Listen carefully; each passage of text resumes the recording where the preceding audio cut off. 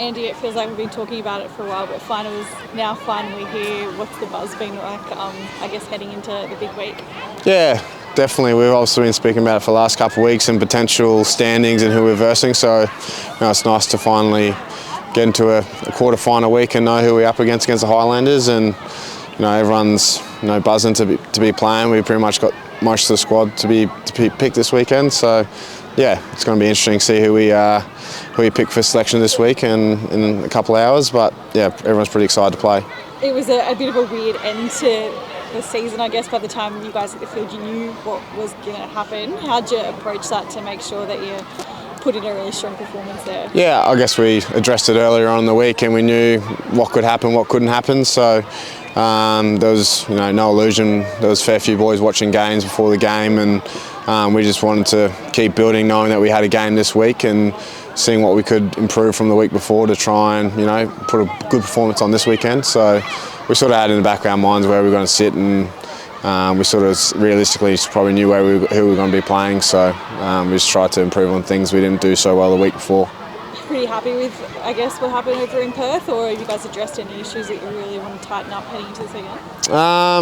I guess if you look at the game, it's probably one of those ones in the back of a few boys' minds. Effort areas probably weren't as good as we'd like it in a bit of our review stuff, and sort of the things you're not going to get in a quarter-final week or a game like that. So there's a few things that we're unhappy with, but as a whole, I think to be able to go to Perth where we've struggled to win in the past was pretty pleasing. You've sort of been in this position, the past 3, 4, 5 seasons now. Is there a confidence that you can go all the way this year? Yeah, definitely.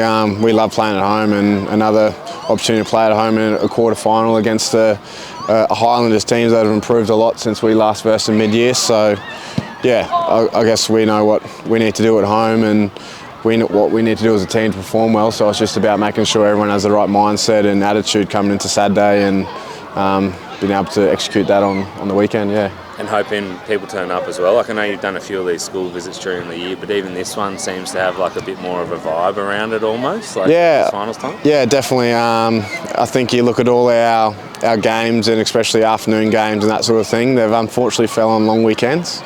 Hoping it won't be the case this weekend and we get a decent crowd. Obviously we get a sturdy 8,000 to most of our games, and they make a huge difference. So we're hoping we get a couple more thousand this weekend and we can get a good win at home like we have been all season. And why is it that you feel like you've got that confidence that this year, obviously you've got to get through this game first, but this year can be the one where things turn a little bit for you and go those couple of steps further? Yeah, I guess if you looked at our game and how we've played, we've won in different ways, and the way we're scoring points this year is probably a little bit different to what we have in the past. We've been very reliant on maul and set piece, and for whatever reason it's probably not our strongest point at the moment, but we're finding other ways to score points, which is pleasing, and hoping that we can get back to our good solid set piece, and then we have multiple ways we can score in a game. So there's probably a bit of a development of the team in the last 6 months.